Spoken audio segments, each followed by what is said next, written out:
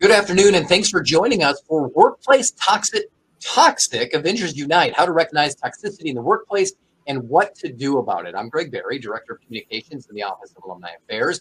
Since we're virtual, please excuse any technical issues that may pop up. If you have problems with your video or audio, click the reconnect button to get back to the webinar right away. We are recording today's webinar. Replay will be uploaded onto our website by tomorrow. Live attendees will get an email once that link is ready. Have a question? Go ahead and drop it in the chat. We'll have time for Q&A at the end. Today, we're excited to welcome Dr. Alan Gorman back to our webinar series. Dr. Gorman is an Associate Professor of Management and Chair of the Department of Management, Information Systems, and Quantitative Methods in the UAB Collat School of Business. He earned his BA from the University of Georgia, MA from the University of Nebraska at Omaha, and PhD from the University of Tennessee. At this time, I would like to welcome Dr. Gorman back to our webinar series. Thanks so much for joining us and clearing part of your day. Thank you all, and I really appreciate you all asking me to come back. I'm very thankful to be here. So I'll go ahead and kick it off. Sounds like a plan. All right, welcome everybody, and first of all, bonus points for those of you that got my 80s pop movie reference in the title. But I want to talk to you today about toxicity in the workplace, something that I think a lot of us probably have experience with and want to prevent future occurrences of toxicity. And if we're in leadership positions, how can we do something about toxicity in our own workplace? So I can't do a presentation as a geriatric millennial without showing first my meme. So I'm going to give you just a second to see what I've got here. First of all, this is a pretty good red flag for those of you who've been in situations like this or have seen situations where people talk about a company being a family. I don't know about you, but there are probably some situations where I did not want to work for anything looking like my family. So, so this is just a funny way to get us started.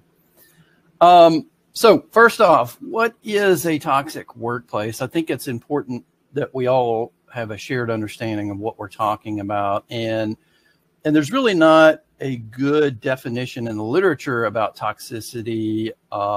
It's one of those things where it's kind of like when the Supreme Court was debating pornography back in the 70s. It's one of those things, you know it when you see it. But the APA had a good article they put out a little bit ago, and they said it's really just an abstract term, a general kind of broad term that we use to describe a lot of different situations, including infighting, intimidation, other upsetting or traumatic experiences that we see and experience in the workplace. The thing that I like to think about in terms of when I think about toxicity, and this comes from Mindy Schoss, an industrial organizational psychologist who was quoted in this APA article. She said it really comes down to fear. If you fear going to work, being at work, interacting with other people at work, if you fear what your boss or manager may say or do, or what your coworkers may say or do, this is a pretty good sign of a toxic work environment. And as she says, toxic workplaces drain all the energy and excitement out of employees and replace it with fear. I think that's a pretty good definition of a toxic work environment. The other thing that's kind of related, and this is becoming a really popular issue, a popular term in the literature, is psychological safety. Most toxic workplaces have this idea of a lack of psychological safety. That is, an organization that has psychological safety encourages team members, coworkers, employees to speak up if something's going wrong. A psychologically safe environment would encourage people to say something, to talk to their coworkers, to talk to their managers, to feel safe in bringing up things that may be upsetting, pointing out weaknesses. I want to point out that there is some confusion that I have seen. Psychological safety is not a license to be a jerk. Just because it's a psychologically safe workplace does not mean you get to say and do whatever you want. It gives you the freedom to say things that are important and you think need to be brought up within the work setting, and things that need to be addressed. And as the definition here, you should have the freedom to feel like you can speak up without it backfiring you in some sort of repercussion or backlash from your coworkers or managers. So just to set the stage here, I think we all can probably agree that toxic work environments are not really conducive to health, safety, and well-being, right? But just to set the stage, I want to give you some evidence here. A recent survey of UK employees found that 75% have experienced some type of toxic workplace culture. Those who are most responsible for these toxic workplaces tend to be your immediate supervisor or middle managers, other employees, which would be your coworkers, colleagues, teammates, followed by, and then tied with that would be company leadership, upper management or upper leadership in the organization. The top 4 behaviors that came out of this one, and I'll show you some other behaviors here soon. Number 1 was being belittled in front of your coworkers, bullying, which we know there's a lot of issues with that. Being forced to work long hours, and typically with long hours comes lack of pay or low pay. And then the 4th highest, the top toxic behavior, was harassment by other people in the workplace. There's some great reports and literature that has come out recently about this, and I'm going to share links to those at the end of this presentation if you're interested. A good one that came out not too long ago, the APA has started doing every year. APA, by the way, is American Psychological Association. They do a Work in America survey that surveys employees from around the U.S., and they found in their most recent one, a full 19% labeled their workplace as toxic. So not that they have experienced a toxic behavior, but they currently work in a workplace that they would label as toxic. So that's almost 20% of the entire survey. 22% said their work environment harmed their mental health in one way or another. Another good report that recently came out on this, Mindshare Partners did a mental health at work report. They found that 84% of U.S. workers said their workplace conditions had contributed to at least one mental health challenge recently. And perhaps a sign that things are have gotten worse, or the situation may have gotten worse. A recent survey from 2024 found that 45% of U.S. employees in the tech industry believe that the recent layoffs that we've noticed from the news recently have intensified a climate of toxicity in tech companies. So in other words, all of the layoffs create a culture of fear and lack of psychological safety that people believe is negatively impacting and creating a culture of toxicity. Again, I don't think I have to overstate that this is probably a negative thing all the way around, but I think these are some important statistics to talk about. And also, I want to highlight, when we think of the workplace, we often think about, in terms of things that impact us, one of the top things we know influences people's satisfaction with work is their boss. And another big one is who they work with, their colleagues. But we have to understand that if we talk about a toxic workplace, a big part of that, or a big driver of that, is the leadership, or in some cases, management, immediate supervisors of employees.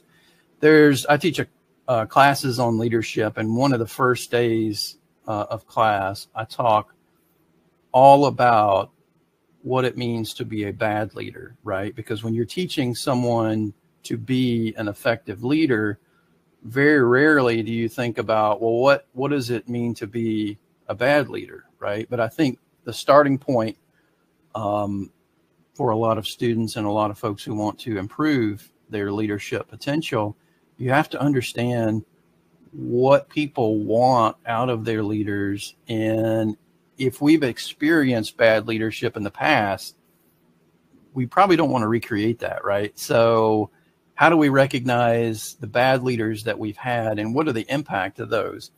So there's been a wealth of research on abusive or toxic leadership. We know toxic leadership is associated, there's been a wealth of research on this. It's associated with higher levels of stress and burnout, lack of motivation, enthusiasm, low performance and productivity, hindered professional development, slowing down professional development, and higher turnover rates. People more likely to leave the organization when you have toxic leadership.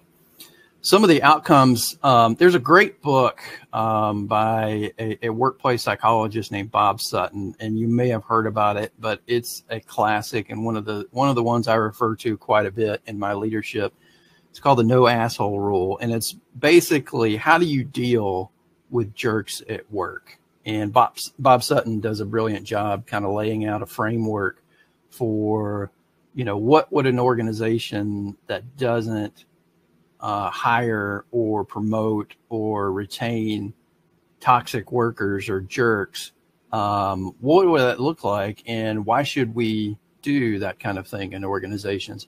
He gives some great findings here. Survey of 180 employees found those with abusive bosses were 5 times more likely to admit to slowing down or making errors on purpose. So in other words, when we work for toxic leaders, we don't want to put in the work that we normally would do. So we'll purposefully slow down or manipulate our work so we don't get things done as fast or as quickly, or we're not as productive.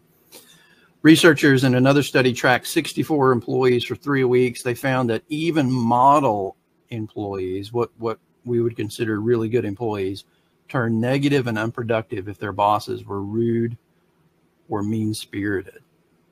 In other words, even the folks who were normally really good employees would turn unproductive or would start to become rude in reaction to how they're being treated. And then another study of 265 fast food workers examined abusive general managers, and they found that these restaurants suffered far higher levels of food loss, and food loss being wasting ingredients, making things not according to how you're supposed to make them, putting too much, even taking food or eating food on the job that you're not supposed to.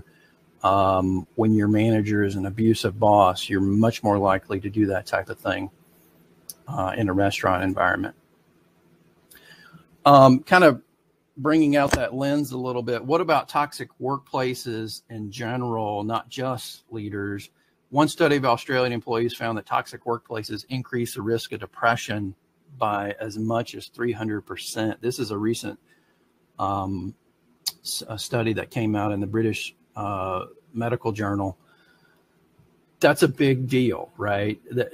Go back to the finding that I just talked about where people linked toxic workplaces to mental health. This specifically links depression to a toxic workplace. There was a recent article from MIT Sloan Management Review that they did a large-scale survey of workplace toxicity. They found that toxic workplaces were the #1 driver of attrition. In other words, people leaving the organization, which was way more important to that than job insecurity or worrying about your job or wanting to find a better job or a lack of recognition at work. They found that number one across the board was whether or not people worked in a toxic workplace. And what I found fascinating recently, and I'm going to come back to this later in the talk, the U.S. Surgeon General has weighed in on this as well and has declared a toxic workplace as a threat to public health. And they put out a great framework for dealing or creating healthy workplaces in 2022. They quoted research that has found that toxic workplaces create stress, which then leads to depression, heart disease, cancer, and other illnesses. And perhaps even more sobering, again, this comes from Bob Sutton, toxic leadership or linking toxicity specifically to a leader or a boss. This is some incredible statistics. A Finnish survey of 804 factory workers showed that those reporting unfair treatment from their superiors later suffered higher death rates from heart problems. In other words, you are much more likely to die from a heart-related issue because you had an abusive or toxic boss. More evidence, a British study tracked over 6,000 civil servants for 20 years. They found when their bosses criticized them unfairly, didn't listen to them, rarely offered praise, they ended up with more angina, heart attacks, and deaths from heart disease.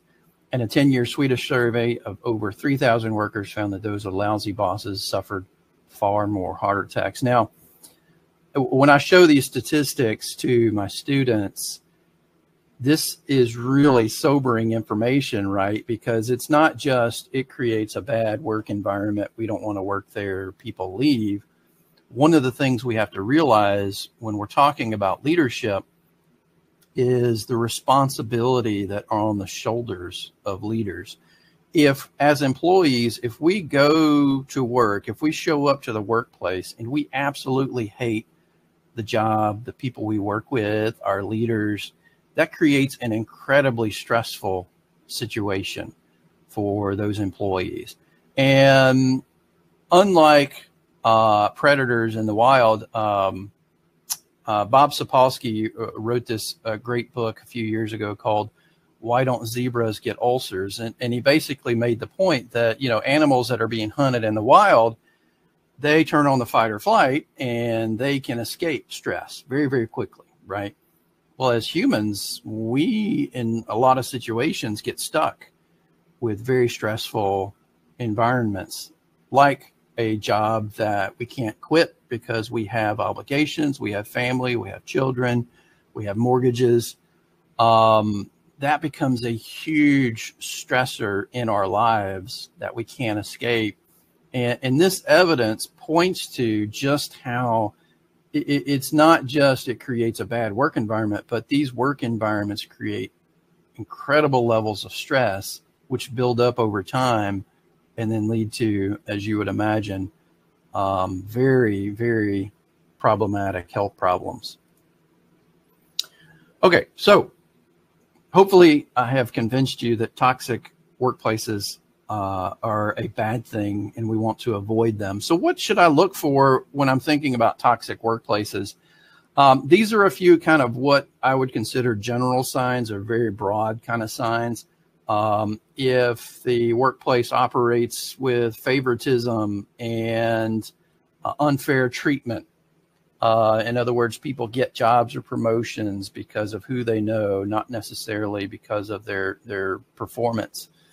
Office politics and gossip often plays a role in this. If people talk about each other behind their back, if people are playing politics in organizations and doing things to try to get ahead at the expense of others. When our feedback that we try to give to others or our bosses is completely disregarded, that is a common sign. Poor work-life balance. If you're working all long hours, working all the time and not getting a break, that might be a sign of a toxic workplace. A culture of overwork, which we mentioned earlier, unethical and abusive leadership that we just talked about. Disrespect. There's a great psychologist, John Gottman, who's done a lot of research with relationships. romantic relationships. And one of the best predictors that he found in terms of who's going to break up or get divorced in a relationship, the number one predictor was disrespect amongst the couples.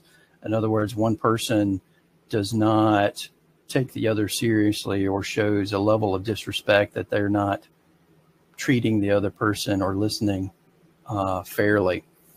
Aggressive or cutthroat management. When I teach leadership, I've got lots more examples of workplace situations where employees are encouraged to go above and beyond in terms of sales, marketing, selling widgets, producing, and at the expense of their own health, both physical and mental. Bullying, harassment that we just talked about, and then that lack of recognition and appreciation, working for bosses or managers who don't appreciate what we put in. Going back to that slow management review article, this was a massive survey that they did, and this is a popular model for what are the biggest signs of a toxic workplace. And they called it the Toxic Five, and you'll hear this called the Toxic Five. These are, in their surveys, these are the top 5 things that lead to workplace toxicity. We talked about disrespect, and if you look at this chart here, this 0.66 at the top next to disrespectful, that means that this comes from evidence from Glassdoor ratings. If you've ever been on Glassdoor, where they give ratings and reviews of organizations, this means that if you believe you belong to a toxic workplace or a company that has a toxic workplace, you are much more likely, 0.66 out of a full point on a 1 to 5 point scale, you are much more likely to believe that disrespect is a huge cause of that toxic workplace. And so if you go down the list, belonging to a non-inclusive group in terms of demographics, but not just demographics, but also things like cronyism, believing people get promoted or get cushy jobs or tasks because of who they know, or maybe if relatives work in the workplace, and then just a general culture of non-inclusiveness. Unethical behavior that we talked about earlier, bosses or employees who cut corners to do things unethically or immorally, dishonesty, lack of regulatory compliance. And then we talked about that cutthroat environment, backstabbing, ruthless behavior, hard driving bosses who push their employees too far. And then we talked about that idea of abusive leadership or abusive behavior, bullying, harassment, and hostility.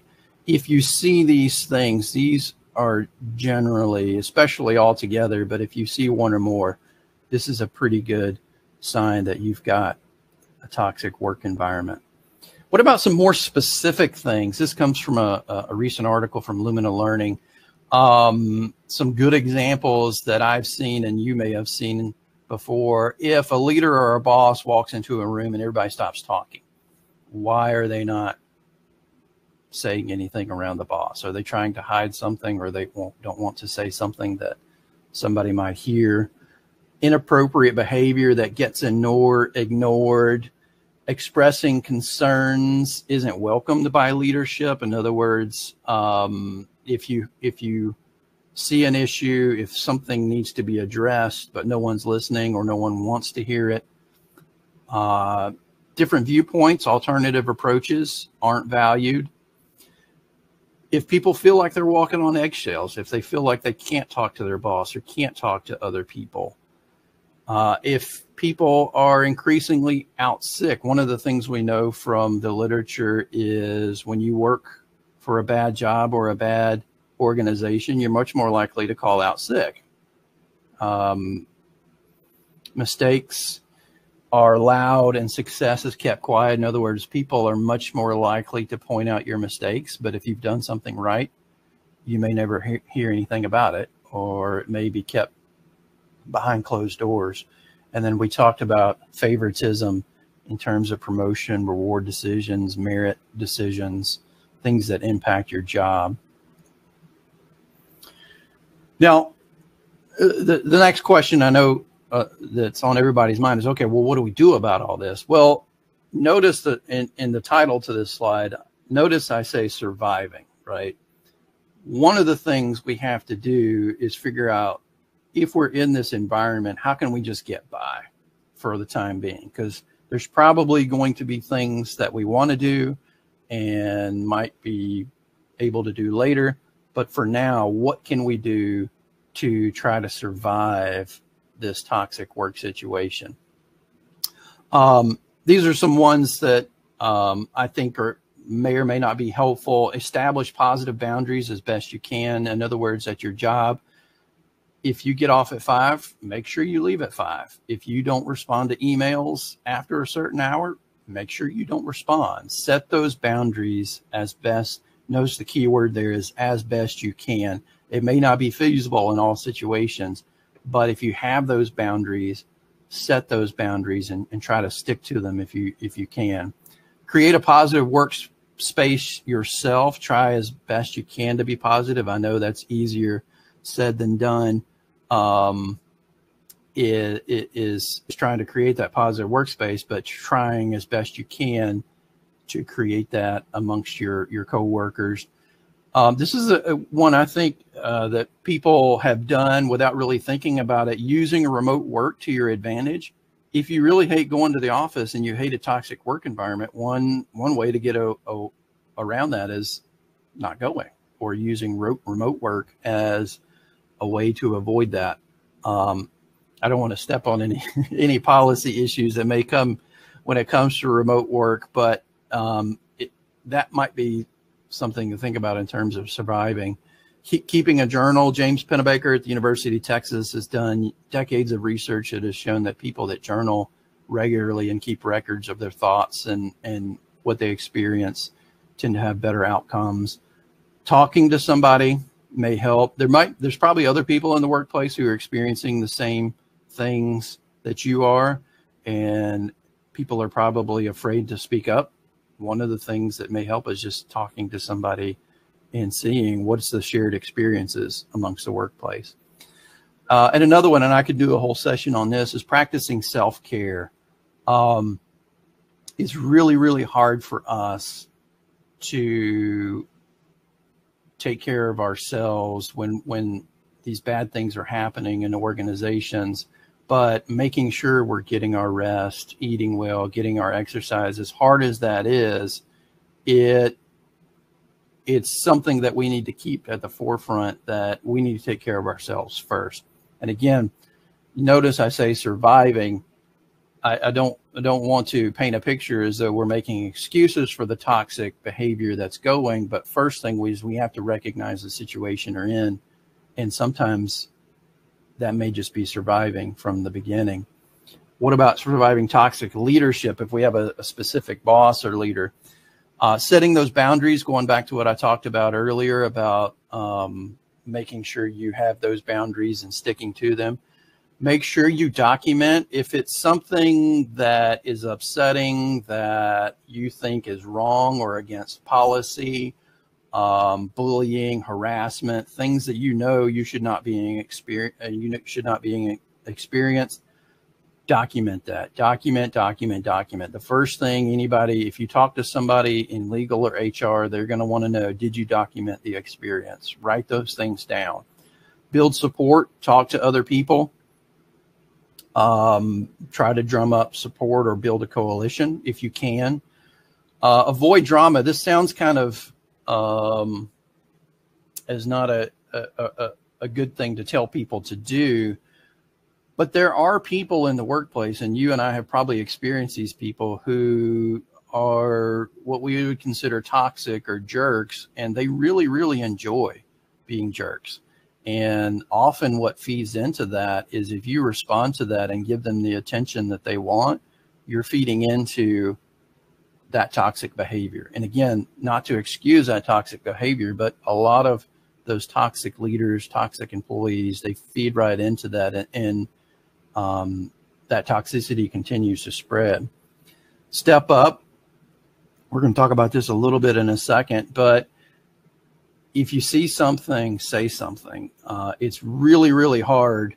It's really, really hard to be able to do anything about a toxic workplace if management or leadership doesn't know what's going on. And again, not to excuse it. And a lot of folks would say, well, management or leadership should know that there's an issue here. But first thing is to step up and tell somebody and do something and be a leader if you can for other people, because other people are probably struggling. And then if none of that works, sometimes you just have to leave. And I'm going to come back to this point because I think it's an important one. And I know it's very easy to say, but there's sometimes some benefits to just flat out leaving the organization. And in a lot of cases, that might be the only thing we can do. So again, I don't want to place the onus on workers because, when I've talked to other audiences, sometimes people will say, well, it sounds like you're putting the blame on the employees or the workers. Again, we have to recognize the situation that we're in, and we have to be able to do something to take care of ourselves, right? That's that survival mechanism. But that's not to excuse the organization or the leadership. There are a lot of things that the workplaces can and should be doing to make those workplaces better. Again, I want to point you back to the U.S. Surgeon General's 2022 framework for workplace mental health and well-being. These are, in my eyes, teaching management. They're kind of obvious, but the fact that the U.S. Surgeon General makes an explicit link from the workplace to well-being and mental health, I think is huge and makes a very clear case for why we should all be paying attention to these things. Minimizing hazards, discrimination, bullying, harassment, reducing those long work hours, excessive workloads, not having enough resources to do your job, normalizing mental health care as a resource for employees. I've noticed a lot in teaching this. 20 years ago in management, we didn't really talk about mental health, especially when it comes to HR, human resource, or leadership issues. Post-COVID, I think there has been a tremendous amount of interest in mental health, a tremendous recognition that we are impacted in the workplace, particularly during COVID when so many of us, our work and home lives were blurred, and that had a tremendous impact on our physical and mental well-being. So normalizing mental health care as a resource that we can and should be utilizing for everybody. Operationalizing DEI policies to address structural racism, ableism, implicit biases, other types of harassments and biases, and then engaging that employees in organizational goals and mission statements. This is one of the things when I work with organizations, one of the easiest things an organization can do is to get their employees involved in deciding strategy, policy, what should they be doing, what should they be focused on, how should they go about setting things like schedules or how we do the work. One of the easiest things we can do is, why don't we ask people, right? And I find that a lot of organizations just simply skip that step and they assume, well, we know what's best for how people need to do their job or structure their job or their unit or who they work with and how they go about doing it. One of the things, though, is the people who are doing the job on the front lines are very often the people that you need to ask first when it comes to talking about what they're experiencing at work, how you can make situations better, and how you can do a better job as a company or organization. So why don't we engage those employees in those goals and mission statements, and not just something that comes from the top down and handed down from, the quote unquote smart people all that's at the top. If you get people engaged and get them a part of the decision-making process, people will be much more likely to feel committed and supported. Mindy Strauss, again, had a great piece of advice going back to this idea of why don't we ask workers how they're doing, right? Do they feel supported, encouraged, treated fairly? And she called these workplace wellness audits. But, however, there's a caveat to that. You can't survey workers and not do anything about it, right? If you give surveys and it shows that there are very clear problems, and those problems very clearly relate to certain people or certain things, what are you going to do about it? How are you going to address it? And in many cases, I've talked to organizations and I've said, if you're not going to do anything about it, then quit asking, quit surveying. If you're going to do survey after survey after survey and nothing's going to happen, what's the normal human response? We're going to say, well, I'm going to quit responding. What's the point? So doing those audits, but taking them seriously and doing something, taking action on those. What else can employers do? I personally, and this is a personal, when I think about leadership development, you can't train a leader on how to be effective without training that leader to pay attention to well-being. I'm going to say that again because I think this is important.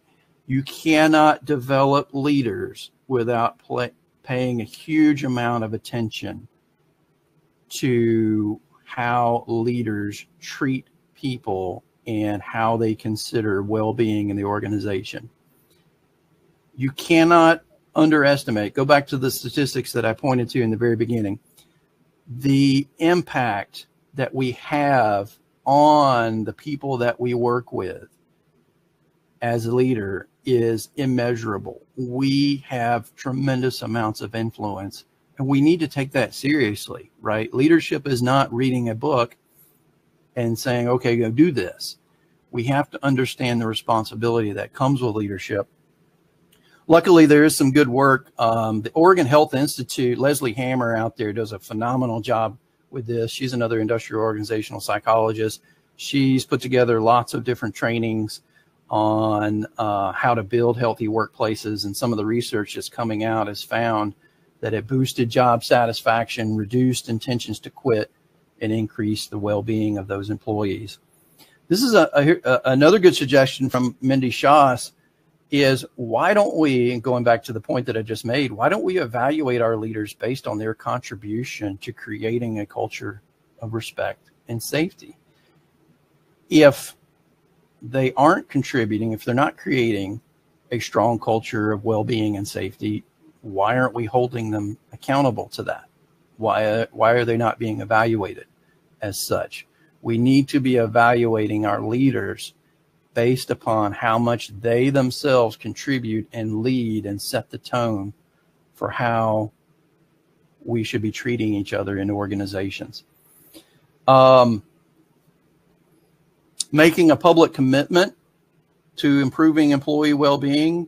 Take a look at press releases from organizations. Take a look from quarterly reports. What do they put in there about well-being? What do they put in there about taking care of their employees? If you're going to do something about it, then make a commitment, make a public commitment. And we know from lots of research, we're much more likely to do something about an issue if we make a public commitment and hold ourselves accountable to it. So make that public commitment. And then go back to this idea of psychological safety. Encourage employees to feel safe to take those risks, speak up about mistakes, and freely discuss what they've learned from those mistakes. Again, that's the definition of psychological safety, making that a part of the culture and reinforce that at all levels. What are some other things leaders specifically can do? Again, these are some ones that when I talk about these, they seem so obvious, right? Accept accountability. If you are a leader in a toxic organization and nothing changes, you are accountable for that toxicity. If an effective leader, first and foremost, should take responsibility, hold themselves fully accountable for the current state of the culture and the experience of their employees. And once they take responsibility, what are you going to do about it? If I'm a leader of an organization and people that work for me say, we feel that this is a toxic work environment, we don't feel respected, we're treated poorly, people are backstabbing, all the other things, that is my job as a leader to deal with that immediately. Because if I don't deal with that immediately, guess what's going to happen? It's going to fester and get worse, and all your good employees are going to leave, right? And then what are you going to have left? And then if you're going to do something about it, say what you're going to do and do it. Building trust starts with consistency. If you say you're going to do something, go back to this idea of the surveys that you see all the time. If we say we're going to do something, but nothing ever happens, what's the point? What do we tend to do as employees then? We tend to lose trust. We tend to say, why bother? If nothing's going to happen, why should I do anything? And then communicate. Transparent communication rebuilds trust in a toxic work culture. Be transparent. Listen. If people have issues, listen to their problems, communicate early, communicate often. And this goes for when we encounter situations that are ambiguous or stressful or traumatic, like something happens in the community. People in the workplace are looking to leaders to tell them how to behave and what they should do. One of the best things we can do as leaders is to say, here's the situation as I see it. Here's what I think's going on. Here's our plan for how to address it. If there's issues, let's talk about it. Commit to communicating. In stressful situations, you cannot over communicate. You need to constantly reassure people that you are doing the things that need to be done. What can we do as employees? We've talked about employers, we talked about leaders and managers. Go back to what I just talked about. If there's an issue, document it. Look to your employee handbook. What does the handbook say about mistreatment? If it doesn't say anything, that's a red flag. If you belong to a union organization, what does your union say? What does your union rep think? In some cases, you may need to talk to an attorney. I know for a lot of organizations, this is may not be what you want to do, and a lot of people don't want to talk to an attorney. But I can guarantee you these kinds of things happen all the time, and it may be a legal situation that you need to get input from an attorney on. Again, speak up. If you see something, say something. If you need to talk to somebody, whether it's a boss or coworker, talk to HR. That's their job. HR has personnel dedicated specifically to personnel issues. And under the law, if they get a complaint about something that leads to a toxic work environment, they have to investigate that. So employers are bound to investigate any issues that they encounter if there's situations that fall under this. Leading by example, role modeling healthy workplace behaviors yourself. If you want to be a part of a good unit, a good organization, then lead by example. In other words, it's super easy for us, and trust me, I'm guilty of this as well. It's super easy for us if we're in a bad work situation. What do people tend to do? They tend to complain about it, right? Well, it's very easy for me to say, oh yeah, this sucks, blah, blah, blah. And then I contribute to that toxicity, right? If you want it to change, be the person to start the change, right? Be the change that you want to see. Start role modeling those healthy behaviors yourself. We have found in some of the research that I've done with some colleagues, we've found that helping other coworkers can be a buffer between the impact of abusive supervision and those negative work outcomes. We know that helping others leads to positive or is an important contributor to life satisfaction when we help other people. Why? Because it helps other people, but let's be honest, it also helps ourselves. We like feeling better about ourselves after we've helped other people. So helping others at work can help in those situations. And again, I want to come back to this because I think it's an important, I think sometimes people think this is one of those where, okay, Dr. Gorman, yeah, you leave, but sometimes there literally is nothing you can do. Sometimes there are organizations, there are people who work for organizations who are jerks, who the organization is not going to do anything about. Sometimes you work for an organization that's just not a good organization.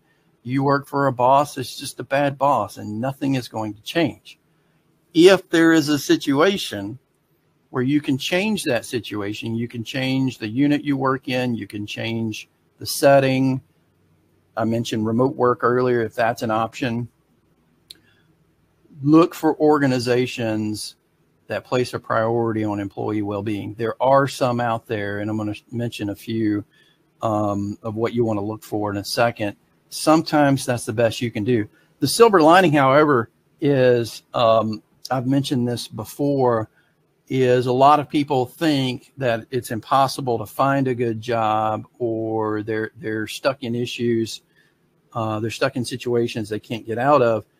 In a lot of cases, research has tracked people who've moved on, and they actually tend to find better jobs, tend to find more satisfying jobs, and have higher levels of well-being. Not in all cases, of course, but in general, people tend to move on and bounce back and find better situations when it comes to that. So some of you are saying, Dr. Gorman, gosh, this sounds pretty bleak. Is there any hope for us? I think, yeah. This is a quote from an article that I wrote with my good friend, John Mariak, and it was specific to what happened during COVID, the pandemic. I think the pandemic was a wake-up call for organizations, because organizations now had to pay a lot of attention to well-being, mental health, way more than they did. Like I said, 20 years ago, we didn't talk about well-being or mental health when it came to management. If we did, it was on the fringe.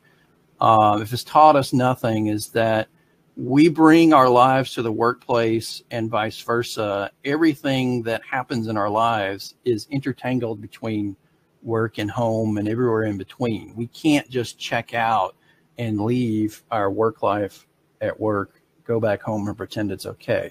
We may say that, but that's not reality, right? We're all human. We all bring our lives to work. Let's pay more attention to that and make an effort to make that better. There's a lot more interest in compassion in the workplace. I got to give a shout out to Jane Dutton from the University of Michigan, who's been doing this for decades, her and her work group on compassionate organizations. There's conferences now on compassionate organizations.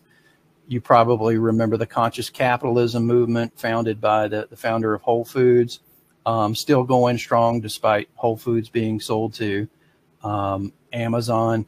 A lot of, if you're not familiar with the conscious capitalism movement, it's basically a realization that organizations are responsible to all of their stakeholders, not just their shareholders, but obviously their employees, the community to which they belong, their customers, everyone in between is involved in that. And there's been research that has found that these companies that place an emphasis on compassion actually tend to do better financially. And I want to make the point to close. It's not just, it's tempting for us to point to this and say, oh, you need to do better as an organization because you make more money. It's not about that. It's the right thing to do, right? We should be looking out for each other, and we spend so much of our working life at work. Why not make it a great experience, right? And as leaders, we should be helping people want to come to work and experience a great work situation, right? It's not a strategy, it's a way of being. I hate it when people talk about it as though this is a strategy that if you want to be a good workplace, then do these things. yeah, that's great, but you can't just put it on a piece of paper and put it on the shelf. You have to live it. It's a way of being. And I would encourage organizational leaders to make that a part of your, not just your strategy, but how you show up to work every single day. Am I living my goals and values as an organization to make sure that everyone is treated with dignity, respect, and that we place an emphasis, place a priority on well-being? If you're a nerd like me, you always want resources. Here's a few that I've mentioned in this presentation. You can find all the links in this presentation. You can see all the latest survey results. And I've noticed that Greg posted those in the chat. So with that, I am going to stop yapping. Greg, I know we got some questions, I'm sure. We definitely do. And sorry for the jumbled mess of all of the links in there. You will be able to check out the replay of the presentation as often as you'd like. Let's get to some of those questions. Would disingenuous behavior be considered in the dishonest segment? Yes.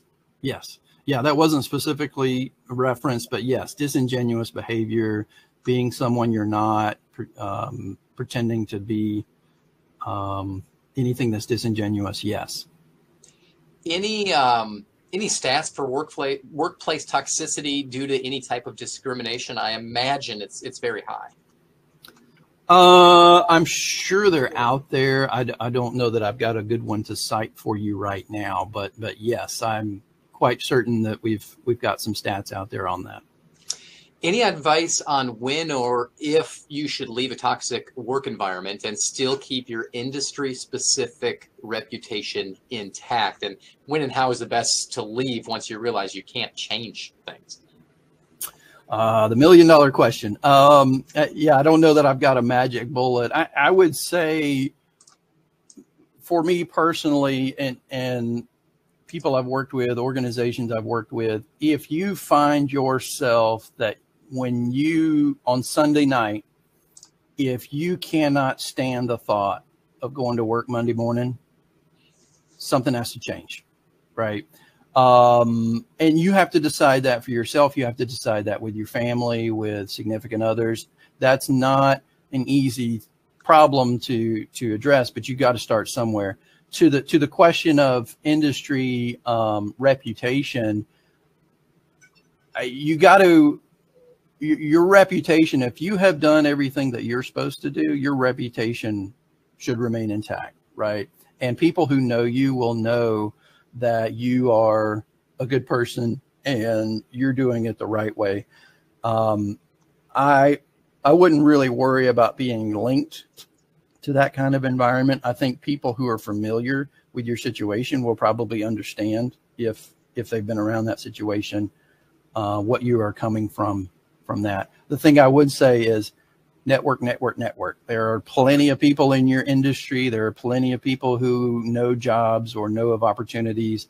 That's the time that you want to network. The best time to get a new job is when you still have one. Do you find that this issue leans more blue collar, or is blue collar and white collar kind of all the same? I think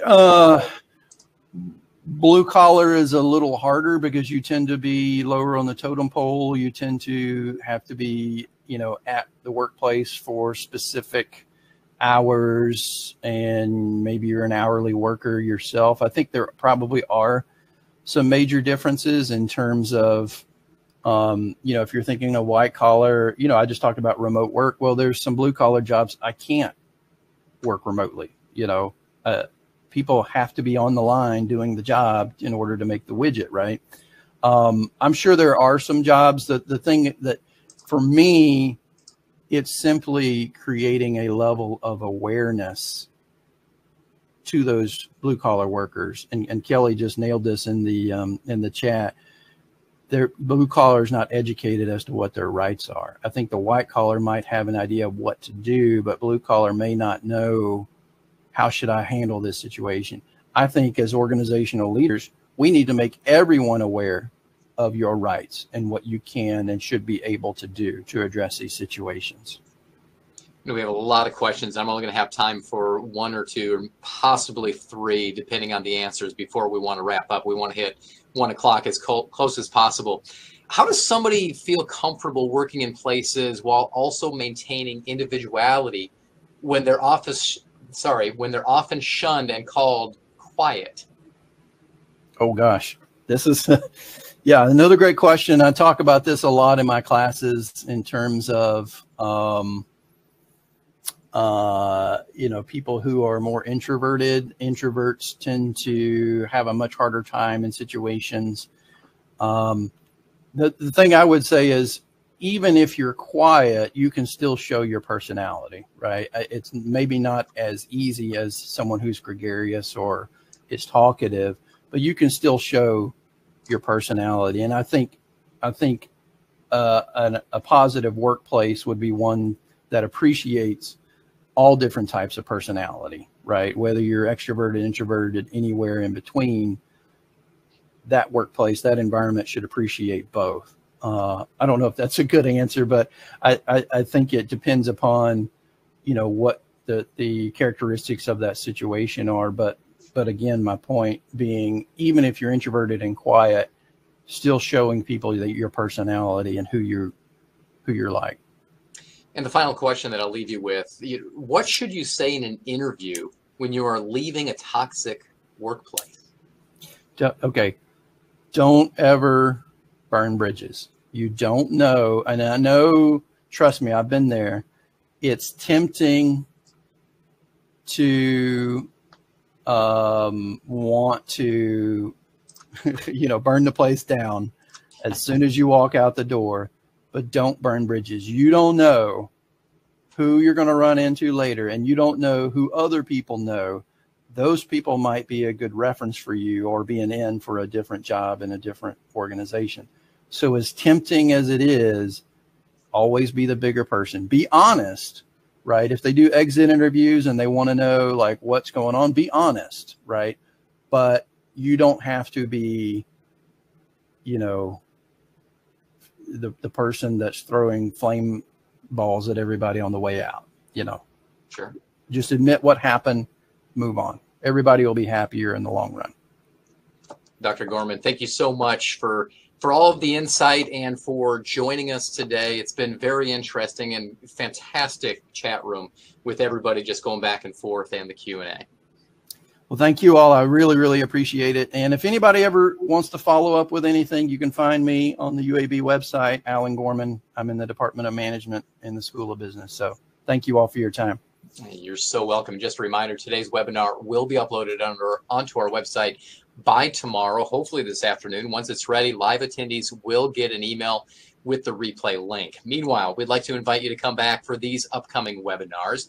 On Thursday, July 11th, we'll be hosting Finding Calm in the Chaos, 5 strategies for reducing stress. Dr. Dana Watson will join us to share strategies we can use to lessen stress and explain why they work. Then on Thursday, August 15th, mix things up with us during Tailgate Cocktails as we welcome Matt Smith from the Southern Kitchen and Bar to make some fall creations perfect for your tailgates.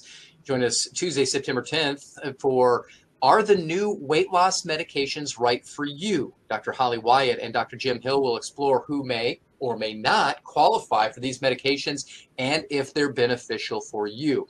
And on Wednesday, September 18th, come back for Cybercrime 2024, the current top ways to lose your life savings. During this webinar, Gary Warner will explain critical topics we need to know about in order to avoid falling victim to cyber threats. Register for these and even more at alumni.uab.edu/events. Finally, tell us how we're doing. The QR code on your screen will take you to a very brief survey. Take a quick moment, share your thoughts in today's webinar and what you'd potentially like to see presented in the future. Once again, thanks so much for joining us. And as always, go Blazers.